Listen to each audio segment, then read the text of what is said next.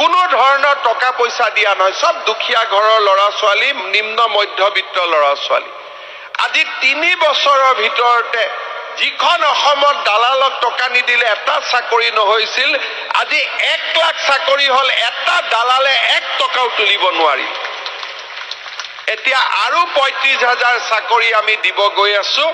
ইয়াতো এইবাৰতো দালাল বিলাকে নিজে ফ্লেট হৈ শুয়ে দিলে যে আর কাম নাই, পয়সা লব উপায় নাই।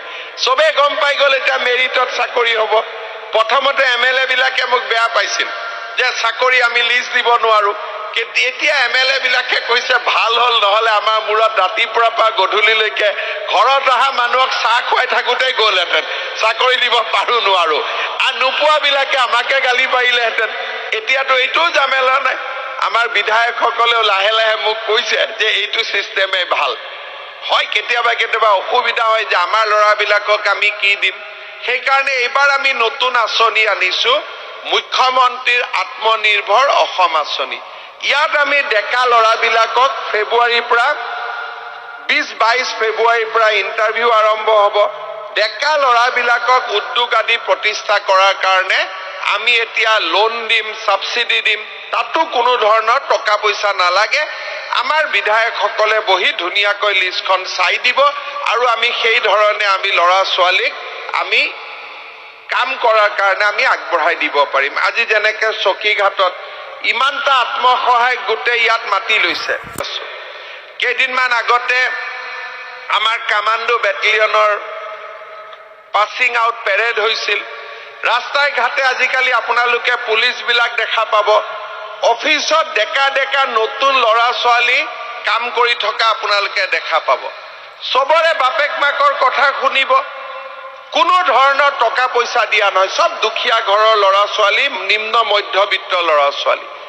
আজি 3 বছৰৰ ভিতৰতে যিখন অসমত দালালক টকা নিদিলে এটা চাকৰি নহৈছিল, আজি 1 লাখ চাকৰি হল, এটা দালালে 1 টকাও তুলিব নোৱাৰিল। এতিয়া আৰু 35,000 চাকৰি আমি দিব গৈ আছো। ইয়াতো এইবাৰতো দালাল বিলাকে নিজে ফ্লেট হৈ শুয়ে দিলে যে আর কাম নাই, পয়সা লব উপায় নাই। সবে গম পাই গল এটা মেৰিটত চাকৰি হ'ব। প্ৰথমতে এমএলএ বিলাকে মোক বেয়া পাইছিল যে চাকৰি আমি লিষ্ট দিব নোৱাৰো।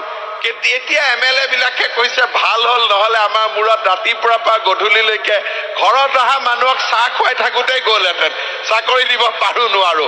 আৰু নোপোৱা বিলাকে আমাকে গালি পাৰিলেহেঁতেন। এতিয়াতো এইটো জামেলা নাই।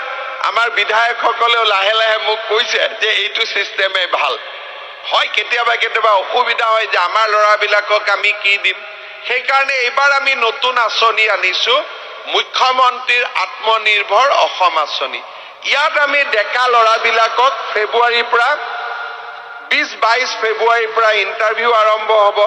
ডেকা ল'ৰাবিলাকক উদ্যোগ আদি প্ৰতিষ্ঠা কৰাৰ কাৰণে আমি এতিয়া লোন দিম, সাবসিডি দিম, তাতো কোনো ধৰণৰ টকা পইচা নালাগে। আমাৰ বিধায়কসকলে বহি ধুনীয়াকৈ লিষ্টখন চাই দিব আৰু আমি সেই ধৰণে আমি ল'ৰা ছোৱালীক আমি কাম কৰাৰ কাৰণে আমি আগবঢ়াই দিব পাৰিম। আজি যেনেকে চকীঘাটত ইমানটা আত্মসহায়ক গোটে ইয়াত মাতি লৈছে।